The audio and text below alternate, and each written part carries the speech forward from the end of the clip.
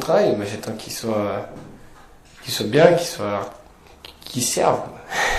Et déjà c'est d'aller au boulot sans avoir la boule au ventre, donc prendre du plaisir à y aller, puis faire des choses qui nous plaisent aussi, et passer du temps dessus et être content de ce qu'on a fait à la fin. Le patron idéal, ce serait un patron qui serait à l'écoute, qui serait attentif à ses employés et qui serait sympathique, qui se mettrait pas sur un piédestal, qui resterait au même niveau que ses employés. Pas trop nerveux, qui explique bien. Le patron idéal, c'est un patron qui est humain, ambitieux et à l'écoute de ses ouvriers.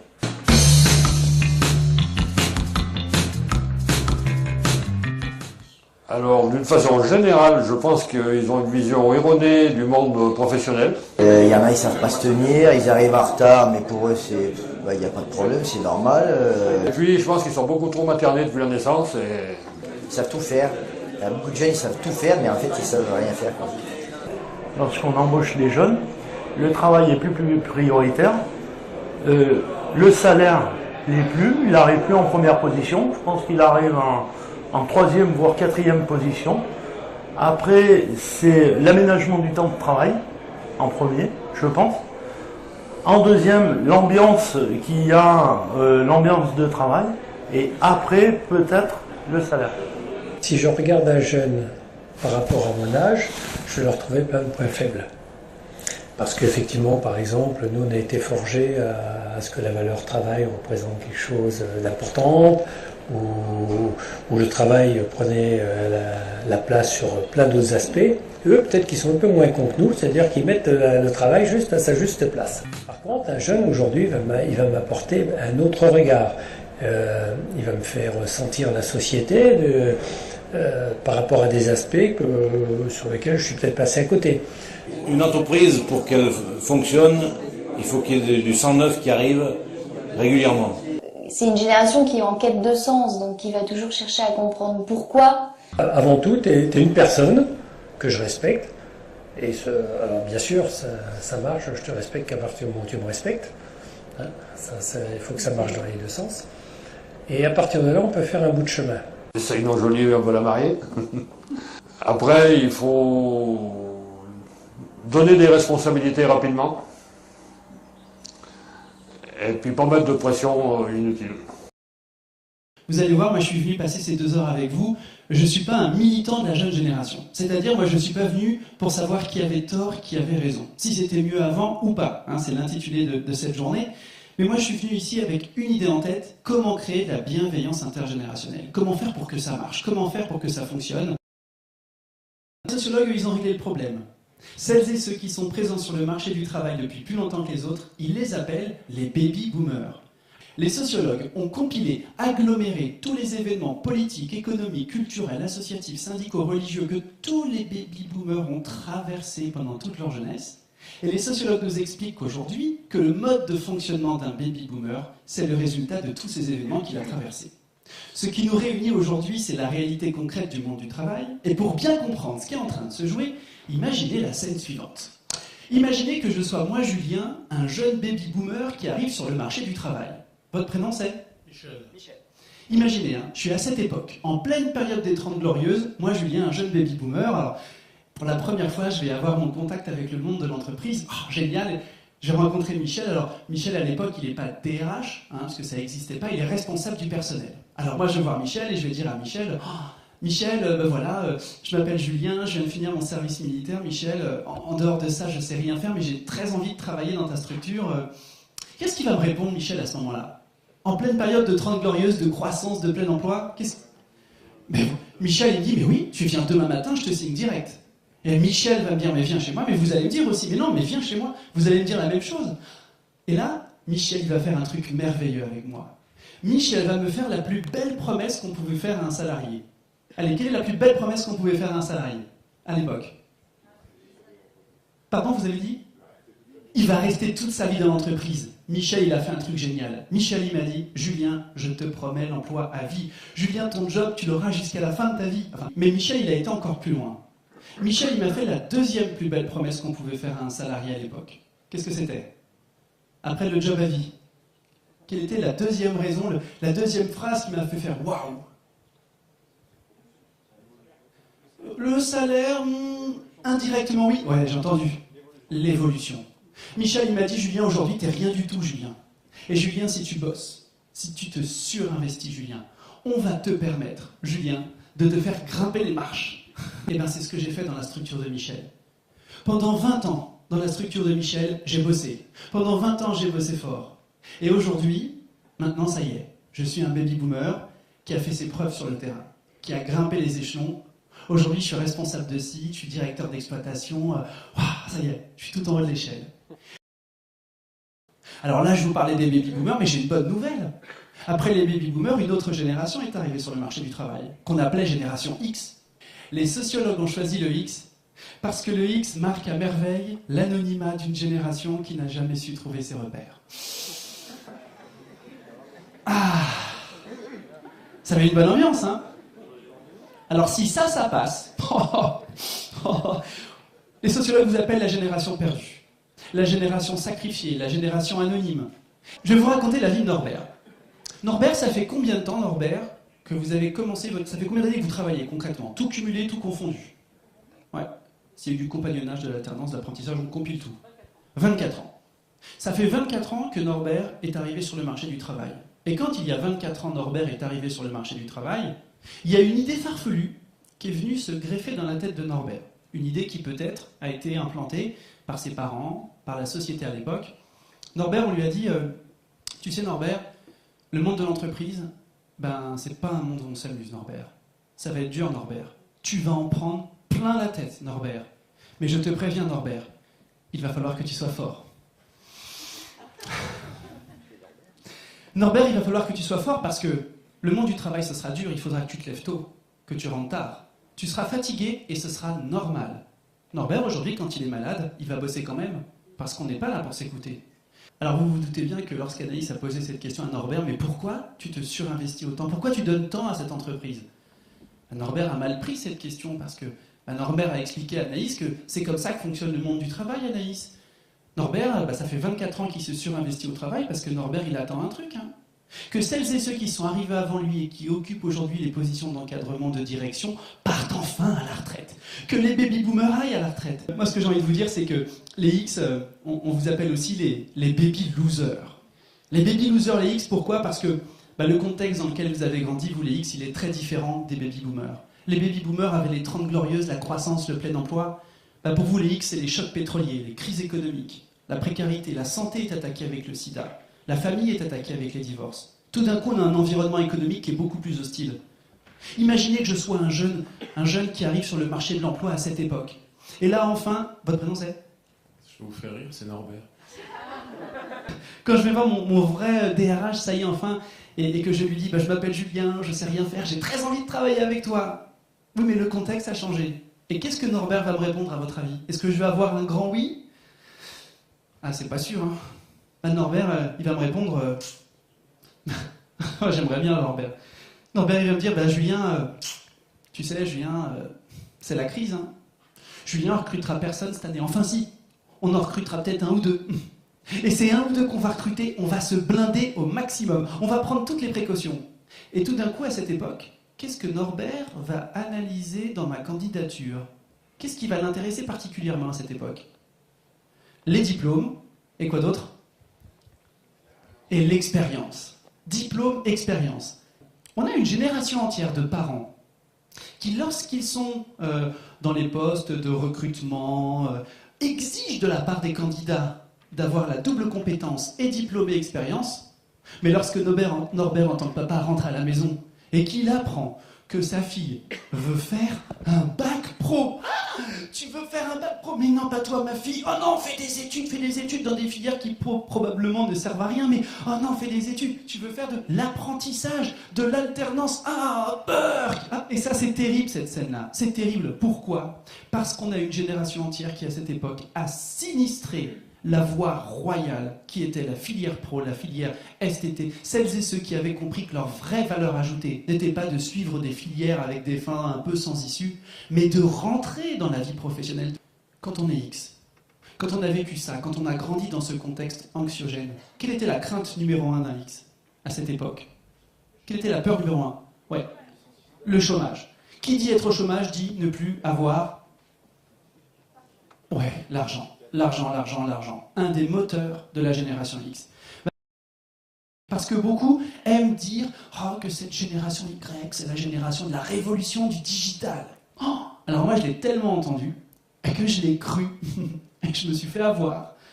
Alors, je me suis fait avoir une fois, deux fois, trois fois, puis après, j'ai fait un truc tout bête. Exemple typique. Lors d'un entretien de recrutement, hein, vous recrutez un jeune, normalement, vous allez lui poser cette question d'une trivialité incroyable. Maîtrisez-vous le back-office? Word, Excel, Outlook, PowerPoint. Et quand vous posez la question à un vrai jeune vous répondra à cette phrase incroyable. Si je maîtrise le back-office, t'inquiète, je gère. Si seulement c'était vrai. Mais pour bien les comprendre, il ne faut pas limiter le décryptage au pur aspect technologique. Il y a quelque chose qui est encore plus fort pour mieux comprendre les attentes de cette jeune génération. Si je vous dis 1995, si je vous dis 2001, si je vous dis il y a 4 ans, il y a 6 mois, de quels événements historiques suis-je en train de parler? En 2001, c'était le jour anniversaire de votre prochaine signature au mois de septembre. C'était le 11 septembre. Ouais, les attentats. Ça va tout changer. 1995, les attentats sur le territoire français.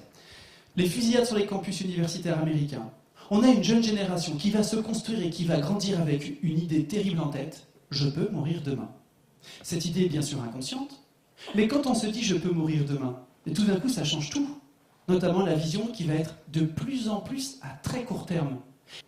Tu feras d'abord l'effort, après le réconfort. Tu feras d'abord ce qu'il faut faire, tu penseras à toi après. D'abord les autres après toi. Est-ce que quelqu'un n'a pas été élevé sur ce modèle éducatif? Dites-moi, hein. Bon, en tout cas, visiblement, plus de 90%, presque 100% dans cette salle. Si votre concept à vous était de faire d'abord l'effort, après le réconfort, moi je vais vous raconter comment aujourd'hui j'observe le monde. Qu'est-ce que j'observe? J'observe que mes parents, soient forts, se sont surinvestis au travail en disant une chose essentielle. Alors on va en baver pendant longtemps, ça va être dur. Mais quand on sera à la retraite, mettez-vous à la place des jeunes quand même. Des jeunes à qui on va leur dire t'auras pas de retraite, t'auras pas de retraite. Non mais sérieusement, t'auras pas de retraite. Ça va être dur, tu vas en prendre plein les dents. T'as vu la vie de Norbert, c'est ce qui t'attend. Mais qu'est-ce que vous croyez? Mais ces jeunes, ils sont pas stupides. Ces jeunes se disent, mais alors attends, si nous on n'aura pas de retraite. Hors de question qu'on vive la même chose que Norbert. Eh bien, cette jeune génération a développé un nouveau concept qui s'appelle la retraite tout au long de la vie. Et il faut bien comprendre que cette jeune génération, aujourd'hui, on vous parle beaucoup de bien-être au travail, de qualité de vie au travail. C'est pas de l'habillage, c'est pas du marketing, c'est pas de la com. Moi, ce qui m'a impressionné quand même dans le témoignage de tous les jeunes qu'on a entendus, c'est qu'est-ce que vous voulez, du plaisir, de la convivialité, bossez pas trop loin de chez moi. Regardez, 1 jeune sur 3 serait prêt à changer d'entreprise pour privilégier une entreprise où il y a des meilleures conditions de travail.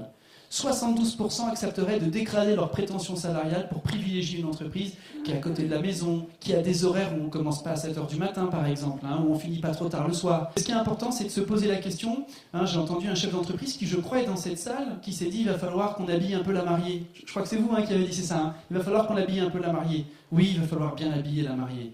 Parce que sinon, si c'est que de l'habillage comme ça pour faire semblant, moi je vais rentrer, et puis quand je vais découvrir que la mariée, quand elle est démaquillée, c'est plus la même histoire, je repartirai avant la fin de la semaine. Donc il va falloir que ce soit concret. Pour revenir sur la question du goût de l'effort, il faut comprendre comment cette jeune génération fonctionne. Et pour illustrer comment fonctionne cette jeune génération, je voudrais vous poser une question simple. Quand vous avez commencé votre vie professionnelle, qu'est-ce qu'il fallait faire pour augmenter son salaire de 30%? Travailler 30% en plus. Prendre des risques, augmenter sa valeur ajoutée. On est d'accord là-dessus, s'investir sur des projets plus ambitieux. Aujourd'hui, pour cette jeune génération, quand le mois d'après, elle veut augmenter son salaire de 30%, qu'est-ce qu'elle doit faire? Changer de boîte. 44% des jeunes changeraient d'entreprise dans les 2 ans s'ils le pouvaient. Il y a un challenge de dire à vos enfants que vous avez à la maison, alors qu'est-ce que tu préfères faire? Gagner ta vie en t'enfermant dans ta chambre, te filmant avec une caméra, en faisant des blagues à tes potes, en jouant à des jeux vidéo, ou aller bosser pour avoir tes 172 trimestres comme papa et maman. Bah, cette jeune génération aujourd'hui, elle hésite pas beaucoup, quoi. Donc tout d'un coup, c'est une jeune génération qui va plutôt travailler pour vivre et non pas vivre pour travailler. Et bien les jeunes aujourd'hui, qu'est-ce qu'ils découvrent? Que 2 ou 3 patrons voyous n'ont pas tenu leurs promesses vis-à-vis de leurs parents. Alors les jeunes aujourd'hui en font une généralité et se disent, eh bien l'entreprise, je ne lui ferai pas confiance. Ça veut dire que moi, l'entreprise, je vais y aller, et dès que ça se passe mal, dès que c'est compliqué, dès que je suis fatigué, dès qu'il y a un coup de pression, dès qu'il y a des copeaux qui volent, dès que je sens que je ne m'y retrouve pas, je ne ferai pas l'erreur de mes parents, et je vais partir très vite. Je vous ai posé une question simple. Pourquoi dois-je vous respecter? On est d'accord que je suis en quête de sens, que j'ai besoin qu'on m'explique pourquoi, et tous ici, vous avez été tentés, à quelques exceptions, d'utiliser avec moi un vrai outil de management. Vous avez utilisé avec moi ce qu'on appelle la méthode des 5 C. Face à une génération qui est en quête de sens, vous m'avez répondu avec un beau sourire, Julien, c'est con, mais c'est comme ça. Moi, je vais vous promettre une chose. Toutes les tentatives que vous allez avoir avec cette jeune génération de passer en mode c'est con, mais c'est comme ça, du type ici c'est moi qui décide, ça fait 20 ans qu'on fait comme ça, pourquoi on changerait maintenant? Tu viens d'arriver sur le poste, attends quelques années avant de me faire la leçon, toutes ces petites phrases-là, où tu sais, moi quand j'étais jeune, à chaque fois que vous allez tenter ça, ces jeunes qui étaient vos alliés vont devenir vos pires ennemis. Mais est-ce que c'est si important de savoir que j'arrive à 7h, je suis là, et à 7h, un petit café pendant 20 minutes, une petite conversation avec les collègues, mais bon, vous êtes content, je suis arrivé à 7h. Ça chahute cette conversation-là, mais si vous saviez le nombre de jeunes qui ont quitté des entreprises parce qu'ils avaient des gardiens de phare, qui à chaque fois qu'ils arrivaient avec 5 minutes de retard, bien sûr qu'il ne faut pas laisser quand il y a de l'abus. Mais est-ce que ce n'est pas l'occasion de réfléchir et de repositionner son mode de travail en imaginant par exemple des horaires flexibles, mais des obligations de résultats? Et là tout d'un coup, c'est tout bête, mais il y a des choses qui changent. Pour revenir sur notre échange, une fois qu'on a compris que la jeune génération fonctionne exactement comme toutes les autres, les plus jeunes aujourd'hui respectent l'autorité de celles et ceux qui ont quelque chose à leur apprendre. Nous avons donc aujourd'hui une jeune génération qui s'est construite, qui a grandi avec une idée géniale en tête. Mes parents sont has-been et hors du coup. Leur seul rôle et légitimité, c'est d'être banque et confort 3 étoiles. Pour apprendre et pour te développer dans la vie, la seule solution, c'est de rester connecté H24 avec toutes celles et ceux qui t'ont tout appris depuis le début, tes pairs. Et où est-ce que tu les retrouves, tes pairs? Sur les réseaux sociaux, sur Internet. Pourquoi les réseaux sociaux, c'est un tel phénomène de société? C'est parce que c'est l'opportunité incroyable pour des jeunes aujourd'hui d'apprendre à une vitesse spectaculaire avec celles et ceux qui leur ressemblent. Ce qui fait quelque chose de terrible. On a aujourd'hui une jeune génération qui, dans le discours, est persuadée, enfin en tout cas s'interroge, sur « mais quelle est ta légitimité à être mon père? Quelle est ta légitimité à être mon chef, à être mon manager ?» Ils vous disent tout ça, je suis indépendant et autonome. Et le piège qu'il y a, c'est que eux le croient, être indépendant et autonome. L'impact que ça a, et c'est une conséquence terrible chez vous, c'est comme ils vous disent « je suis indépendant et autonome », vous bâclez le processus d'intégration de ces jeunes. T'es indépendant et autonome? Eh ben vas-y, c'est parti. Tu veux apprendre le métier? Ben vas-y, fonce. Et tout d'un coup, on a des jeunes qui découvrent que ils sont pas si indépendants et autonomes que ça. Et certains les récupèrent au bout de la première semaine, et c'était dit dans la vidéo, des jeunes qui viennent vous voir en disant « Qu'est-ce que je fais maintenant? Tu m'avais dit que tu étais indépendant et autonome. Je me suis trompé !» Et ça, c'est quelque chose de formidable. Ces jeunes sont persuadés de ne pas avoir besoin de vous, alors qu'en fait, ils sont assoiffés épidermiquement à votre présence. Ils ont besoin de vous parce que ces jeunes ont été élevés par des parents hélicoptères.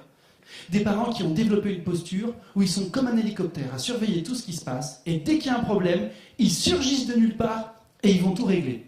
En fait, cette jeune génération, elle ne travaille pas pour vos entreprises. Elle travaille pour son responsable. Et ce n'est pas votre entreprise qu'elle quittera, c'est son responsable qu'elle quittera. Et quand on a compris ça, et qu'on cherche tous ici un levier pour impliquer cette jeune génération, eh bien tout d'un coup on comprend.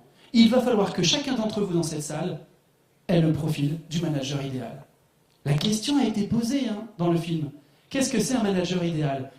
Quelle est la compétence qui a été citée par la majorité des participants? En numéro 1, l'écoute. Et regardez le classement d'études. Numéro 1 sur le podium, en 1, l'écoute. En 1, l'écoute.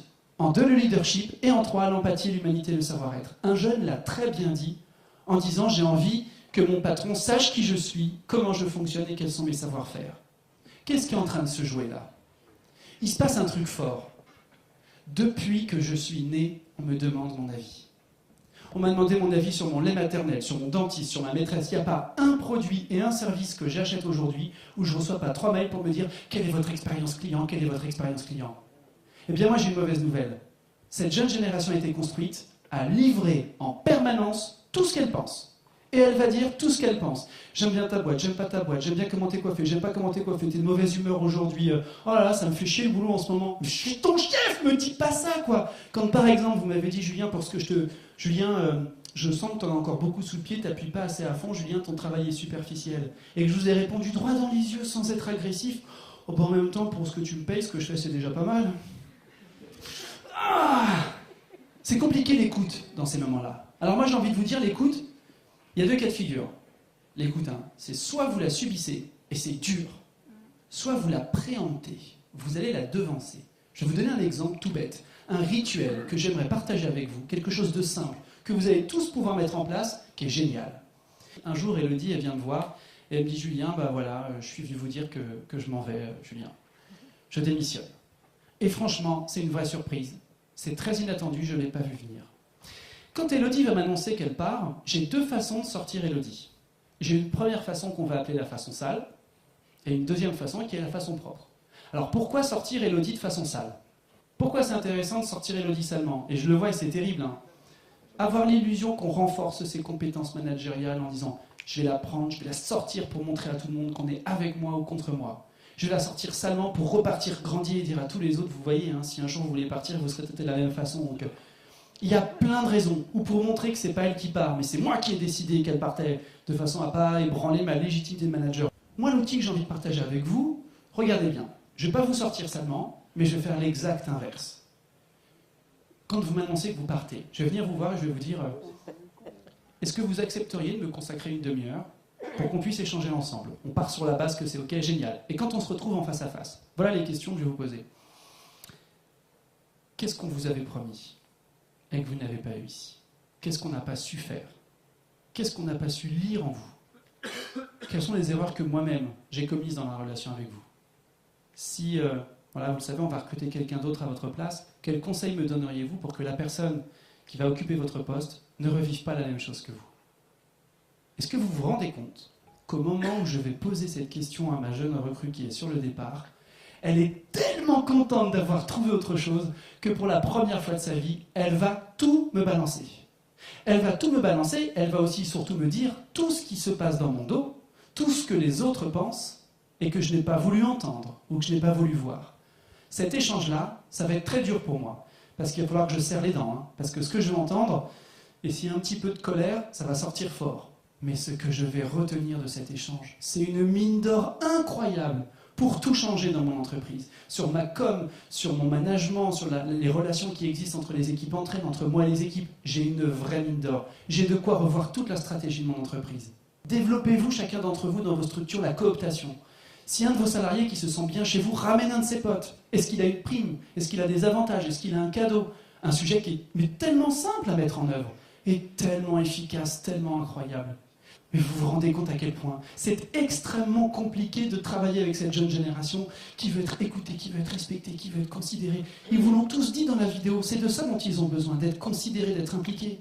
Et cette jeune génération est une communauté d'individualité. Je suis unique et je vais le revendiquer, je vais défendre mes valeurs, mes avis, mes points de vue, mais j'ai un besoin assoiffé d'appartenir à quelque chose qui me dépasse.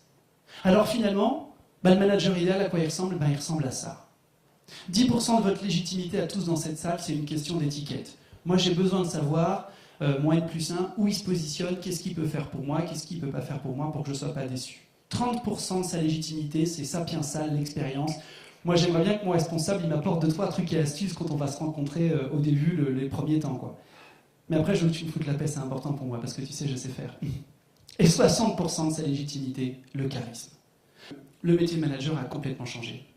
Avant, un manager, c'était un directeur, un pilote.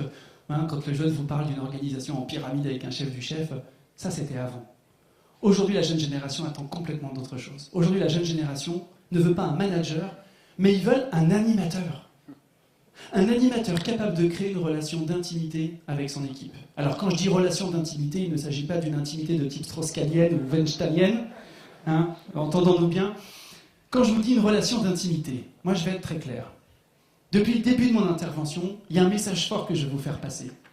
Tous ces jeunes sont uniques, ils sont tous différents, il n'y en a pas deux pareils.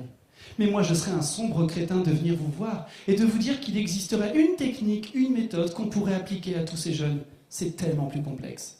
Mais si on se dit tous ensemble que tous ces jeunes sont différents, ça veut donc dire que chacun d'entre vous, vous allez devoir apprendre à les connaître individuellement. Et pour les connaître individuellement, il n'y a pas 36 000 solutions, il va falloir passer du temps avec eux. Et pratiquer avec eux ce qu'on appelle l'entretien de coaching. Être un manager coach.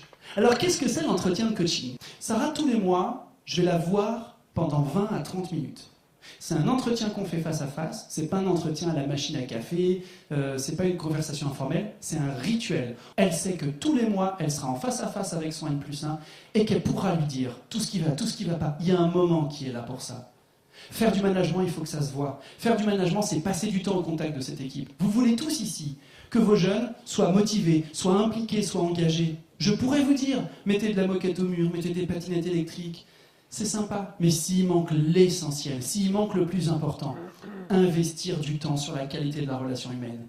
La meilleure façon de donner envie à ces jeunes de venir, et ils vous l'ont dit dans la vidéo, l'importance de la qualité de la relation, l'importance de la qualité que vous allez réussir à tisser avec ces jeunes, c'est ça aujourd'hui qui est indispensable.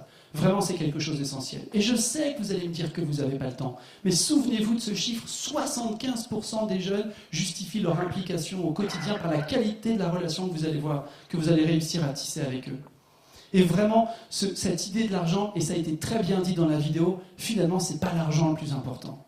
Je voudrais par exemple partager avec vous des petites astuces, des petites choses simples. La prochaine fois que vous intégrerez un nouveau collaborateur, quand votre entretien sera terminé, à la fin, vous savez, un peu en mode Colombo.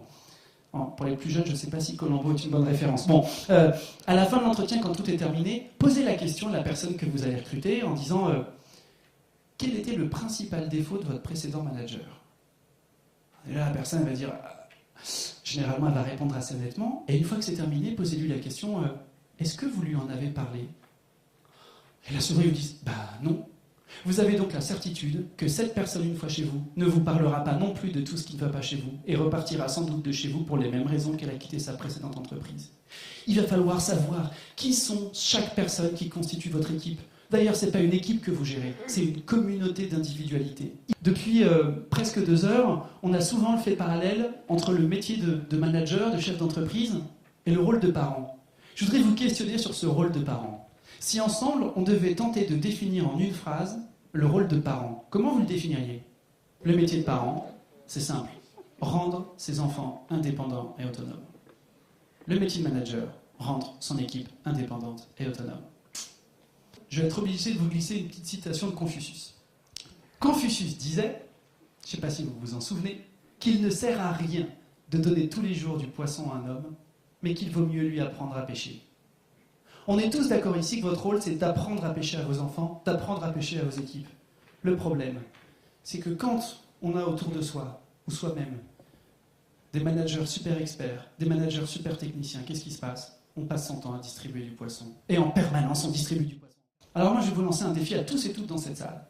Je voudrais qu'à partir de la fin du cocktail, pour garder le moment de convivialité, après le cocktail, je voudrais que ce soir, quand vous allez rentrer chez vous, que demain, avec vos équipes, que vous ne répondiez plus jamais à une question en fournissant du poisson. Et je voudrais que tout ce soir et tout demain, quand vous allez rentrer chez vous, qu'à chaque fois que quelqu'un vous posera une question, que vous répondiez systématiquement ces 2 phrases incroyables. Qu'en penses-tu? Que proposes-tu? Qu'en penses-tu? Que proposes-tu? Alors, rentrez pas chez vous, ça va chérie, t'as passé une bonne journée? Qu'en penses-tu? Que proposes-tu? L'échec est la plus belle plateforme de rebond. Que grâce à cet échec, je vais pouvoir modéliser des systèmes de résolution de problèmes, de résolution de crises. Moi, j'ai envie de vous dire presque, mais laissez-les se planter le plus tôt possible, quand c'est pas grave, pour qu'ils puissent commencer à réfléchir par eux-mêmes, plutôt que de passer leur journée à venir vous voir « Ah, j'ai un problème, ah, j'ai un problème ». Julien, pourquoi on s'intéresse autant aux jeunes générations aujourd'hui? Je veux dire, Julien, tout le monde dans cette salle a été jeune. Bon, certains depuis plus longtemps que d'autres. Mais je veux dire, tout le monde a été jeune. Finalement, les temps changent, mais peut-être que les choses restent les mêmes. J'aime bien cette image pour cette raison. Je trouve qu'elle traduit ce lien qu'on peut retrouver. Mais pourquoi je suis là en fait? Pourquoi on parle de ce sujet-là? Et pourquoi il est si important? Pour plusieurs raisons. La première, elle est démographique.